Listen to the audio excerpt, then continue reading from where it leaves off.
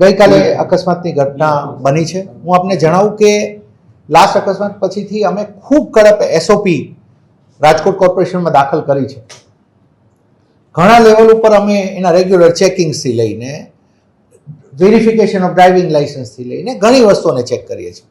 એની બાદ પણ જ્યારે આવી થોડી ઘટના બને છે તો અમારી માટે પણ દુઃખદ છે, પણ એટ ધ સેમ ટાઈમ અમે આપને જણાવીએ કે કોઈ પણ વ્યક્તિ જો આમાં બે જવાબદારી ડ્રાઈવરનું વર્તન છે, કંપનીનું વર્તન છે કે કોઈનું છે, we are not ready to tolerate this.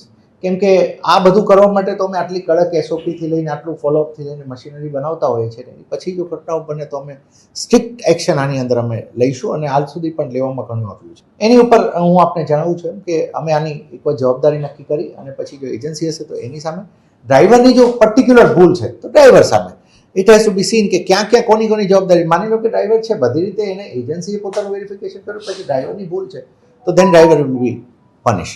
Latest આમાં એકદમ આપણે જજમેન્ટ ઉપર એ રીતે નહીં આવી શકે. આપણે એ જોવું પડે કે કેવા છે.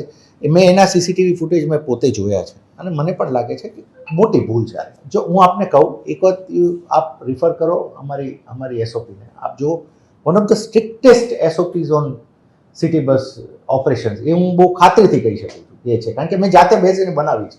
અમે એટલું સ્ટ્રિક્ટ કરીએ છીએ, પણ આ બધું કરતાના અંતે આવી ઘટના જ્યારે બને છે ત્યારે અમારી માટે પણ એ વસ્તુ છે કે આનું અમે મૂળ સુધી જઈને જોઈશું કે કયા સંજોગોમાં.